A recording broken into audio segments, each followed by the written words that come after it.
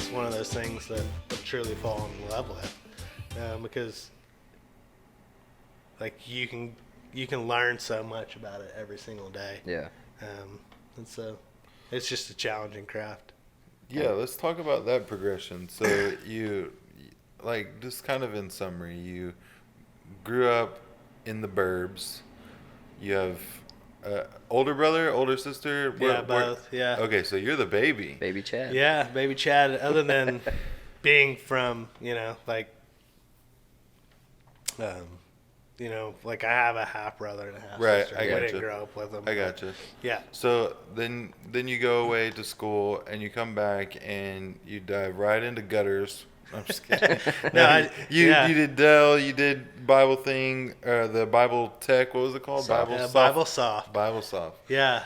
He was really creative because the guy was around with the Microsoft era. Oh, yeah. And so he thought, Bible Soft. Microsoft, Bible Soft. Obviously. Yeah, duh.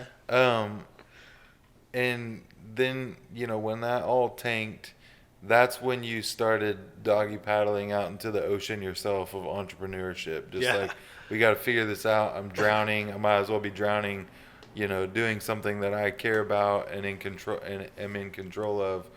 So at that point, what was your first thing? What was your construction and guttering, like that was your first thing, not the web design and all that stuff. Those were almost all like in tandem. Yeah. I'm just like do this at home, go out and do this. Just like catfishing, you just put a bunch of lines in the water. I was like, because web design, you're like, okay, well, how many contracts can I get? And you can do that easily from the comfort of your own home between the hours of 10 p.m. and 4 a.m. Yeah, and from there,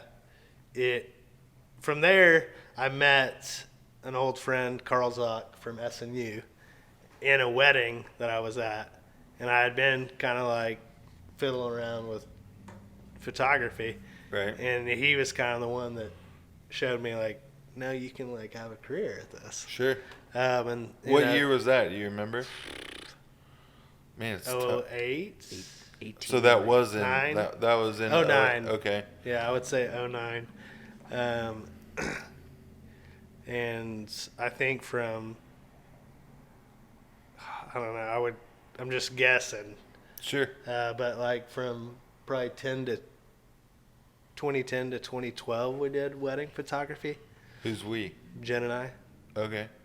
So you knew Jen at that point. Yeah. When in that journey did you guys meet? Why you gotta ask questions like that? Why you gotta bring dates into this? Yeah, I don't know. Sorry. You guys had known each other prior to that point. Yeah. Okay. So. 2010, 2012, you did wedding photography. That's basically when we met. How did you begin that? Like, did you just like put out flyers? Did you put it on your MySpace? Like, no, Zanga. Yeah, Zanga, man. That was after Zanga, though, right? No, yeah, totally after Zanga. Well, some of us were still on Zanga. Yeah, I was talking to myself on Zanga because I just thought, man, this is thought-provoking conversations. No, it's gonna circle back. It's gonna come back around. I'm gonna commit myself to this. No, honestly, like I started taking photos of my daughter Peyton, and that's all I would do. And I would just put them on Facebook, right, and talk about what I was doing. Right. And then like, it was just like Grubbs photography, And I made a bunch of cards that just said random comments. And like you had just random quotes on there? Yeah, random quotes. Cool. I wish I could recall them, and I could probably find them on Facebook. But I love it. And I was like, yeah, I'm just gonna do this. And that, how Facebook, the wonder world of Facebook, is like somebody was like, oh, I have a kid. Will you take pictures? Sure.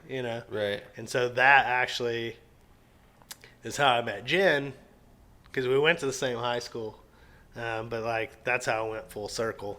She was in wedding planning, and so the rest is history from there. So whenever you say we shot weddings, like did she have a camera in hand as Yeah, well, or was camera she just in handing hands. you lenses? So she was your second shooter. Second shooter, and we kind of believed in that we knew we had different styles, right? And so like it was kind of like the best of both worlds, because I do think like obviously men and women completely different spectrums. And awarenesses. Yeah, like, totally different awarenesses. And just knowing like what you would want out of a wedding and what, so it kind of worked well, because her natural style is more like close-ups, tight frames, and then I would naturally capture The room. the room and wider spectrum shots. And then when you split up from, bride and groom, it's just super natural. Wow. Yeah. That's super cool. So then how did that like fit? I'm trying to figure out how out of all of this you ended up pouring cups of hot coffee. It is crazy, and I think that goes just back to like me and who I am and how I experience life. But like we opened up, we're shooting weddings. We were kind of looking for a space, and at that point in time, we were trying to get out of weddings because Peyton was starting to play sports. And so, like, all the weekends were booked up, and we never got to see her do anything. So we found in Film Row a space, and we decided, hey, let's do furniture. And we get in there, and we're, like, renovating. And during that process, we realized we just needed something else in the space. And Jen had been talking about this plant shop idea, and that's even actually how that came about.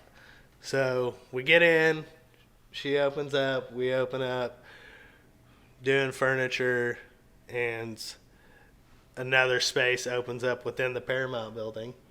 And we move over there, and we throw these events, and people keep asking, are you guys open all the time? What does this look like? Right. And how a cafe even came about was I asked myself, where have I never had a negative experience? Being so tied, like emotionally driven, like I landed in the world of coffee. I was like, no matter what conversation I've ever had, even negative, it just seems like a place of like zen. Yeah. Interesting. And so I was like, what if we do this, honey?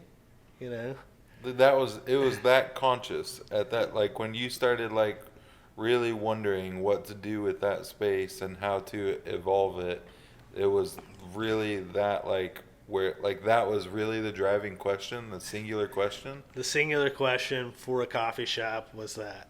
So if it had been, where have I never had a negative experience, a movie theater, like you would have tried to have done like I don't know.